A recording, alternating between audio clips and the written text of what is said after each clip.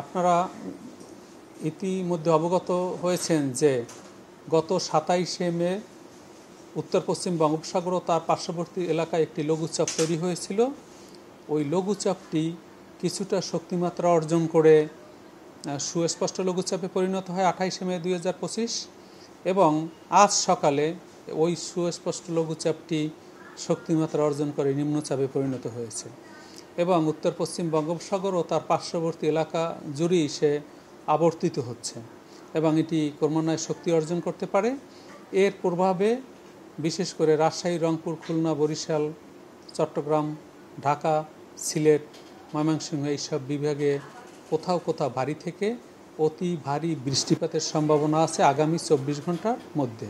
এর সাথে থাকবে দমকা বাতাস, ঝোড়ো হাওয়া, কখনো কখনো বিভিন্ন অঞ্চলে বজ্র বৃষ্টিও হতে পারে।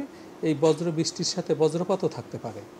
এর প্রভাবে উপকূলীয় এলাকায় বিশেষ করে দমকা বাতাস ও ঝোড়ো হাওয়া থাকবে।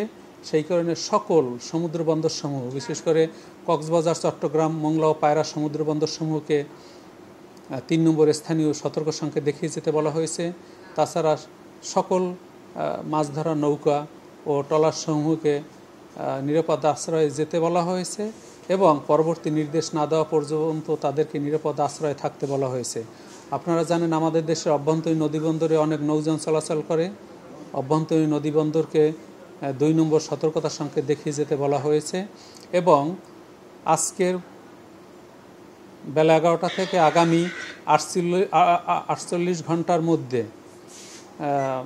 ভারী থেকে অতি ভারী বৃষ্টিপাত হতে পারে এবং চট্টগ্রামের পাহাড়ি এলাকায় বিশেষ করে বান্দরবান, খাগড়াছড়ি, কক্সবাজার, চট্টগ্রাম, রাঙামাটি এইসব অঞ্চলে ভূমিধসের সম্ভাবনা রয়েছে এবং বিশেষ করে চট্টগ্রাম মহানগরের কোথাও কোথাও ভারী বৃষ্টিপাতের কারণে অস্থায়ী জলাবদ্ধতা তৈরি হতে পারে বলে মর্মে আমরা ভারী বৃষ্টিপাতের সাথে এই সাবধান থাকতে বলেছি এবং এই বৃষ্টিপাত আরও 2 দিন অব্যাহত থাকতে পারে এবং 1 তারিখ পর্যন্ত বৃষ্টিপাত হবে। 1 তারিখের পর বৃষ্টিপাতের তীব্রতা অনেকটাই কমে যাবে। এখন যে নিম্নচাপটি রয়েছে সেটি শক্তিমাত্রা আর একটু অর্জন করতে পারে, কিন্তু এই নিম্নচাপটি শক্তিমাত্রা অর্জন করে ঘূর্ণিঝড়ে পরিণত হওয়ার কোনো সম্ভাবনা নেই। হ্যাঁ,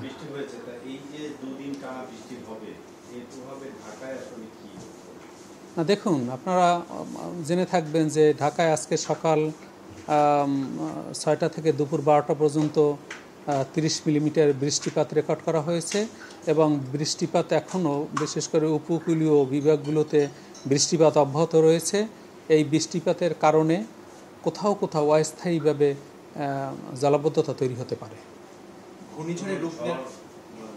না, দেখুন, এই ধরনের নিম্নচাপ যখন তৈরি হয়, নিম্নচাপও কিন্তু এক ধরনের ঝড়।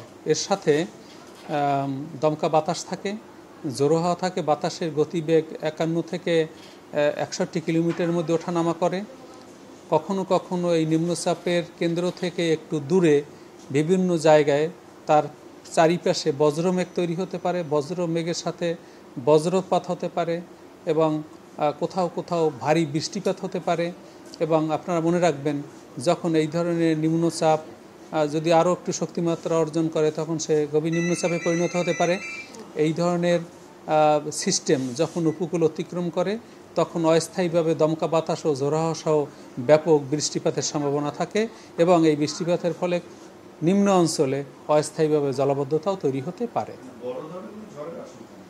না, দেখুন, এই ধরনের নিম্নচাপ শক্তিমাত্রা অর্জন করে গভীর নিম্নচাপে পরিণত হয়, তারপর ঘূর্ণিঝড়ের রূপ নেয়, তারপর সে প্রলয়ঙ্করী ঘূর্ণিঝড়ের রূপ নিতে পারে। কিন্তু আমরা তো আগেই বলেছি যে এখন নিম্নচাপ কিছুটা শক্তিমাত্রা অর্জন করলেও এই সিস্টেমটি ঘূর্ণিঝড়ের রূপ নেওয়ার কোনো সম্ভাবনা নেই। ইদানিং পরিলক্ষিত হচ্ছে যে সোশ্যাল মিডিয়ায় কোনো ব্যক্তি বিশেষ বা কোনো গ্রুপ আবহাওয়া সংক্রান্ত বিভিন্ন ধরনের ইনফরমেশন প্রোভাইড করে আমাদের সাধারণ জনগণকে বিভ্রান্তির মধ্যে ফেলে দেয়। আপনারা জানেন যে যখন নিম্নচাপ তৈরি হয় এর সাথে বৃষ্টি বা অতি ভারী বৃষ্টিপাত হতে পারে। বাংলাদেশ আবহাওয়া অধিদপ্তরের একটা নিজস্ব ক্যাটাগরি রয়েছে বৃষ্টিপাতের। আমরা বৃষ্টিপাতকে কখনোই নাম দ্বারা আখ্যায়িত করি না।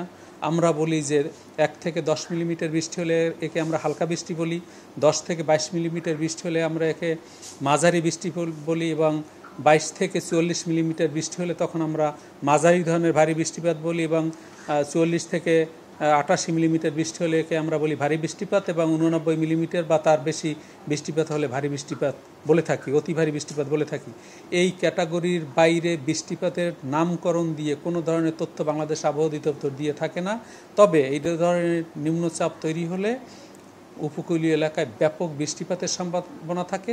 আমরা ব্যাপক শব্দ বলি যে ভারী বৃষ্টিপাত অর্থে, অর্থাৎ ভারী থেকে অতি ভারী বৃষ্টিপাতের সম্ভাবনা রয়েছে। কখনোই আমরা একে কোনো নামে আখ্যায়িত করি না। যারা সোশ্যাল মিডিয়ায় বিভিন্ন নামে এইরকম সিস্টেমকে বিভিন্ন নামে আখ্যায়িত করে সোশ্যাল মিডিয়ায় বিভ্রান্তমূলক তথ্য ছড়ায়, আমরা বাংলাদেশ আবহাওয়া অধিদপ্তরের পক্ষ থেকে বলবো যে তারা যাতে বাংলাদেশ আবহাওয়া অধিদপ্তরের পূর্বাভাসকেই বিশ্বাস করে, এবং যে সকল আর্লি ওয়ার্নিং সিস্টেম বাংলাদেশ আবহাওয়া অধিদপ্তর দিয়ে থাকে সেগুলো যাতে মেনে চলে, বাইরের কোনো ইনফরমেশনকে তারা যাতে রিলাই না করে সেই জন্য আমাদের অনুরোধ রইল। কারণ কোনো দুর্যোগকে নিয়ে কোনো রকমই বিভ্রান্তিমূলক তথ্য প্রচার আমরা নিরুৎসাহিত করি, এবং আমরা মনে করি এটা যাতে সবাই পরিহার করে। এই যে সিস্টেম তৈরি হচ্ছে নিম্নচাপ, এটা কি গভীর নিম্নচাপে টার্ন করবে কিনা? ঘূর্ণিঝড় তো হবে না বললেন, গভীর নিম্নচাপে টার্ন করবে? হ্যাঁ, দেখুন, আমরা আমাদের বুলেটিনে আপনারা যদি খেয়াল করেন যে আমাদের বুলেটিনে আমরা কিন্তু অলরেডি বলে দিয়েছি যে এই সিস্টেমটি নিম্নচাপে পরিণত হয়েছে এবং এটি আরও ঘনীভূত হতে পারে। তার মানে হলো এই সিস্টেমটি আরেকটু শক্তিমাত্রা অর্জন করতে পারে, এবং সেক্ষেত্রে যদি শক্তিমাত্রা অর্জন করে পরবর্তী স্টেপে যায় তখন তাকে আমরা গভীর নিম্নচাপ বলি, এবং সেটিরও কিছুটা সম্ভাবনা রয়েছে।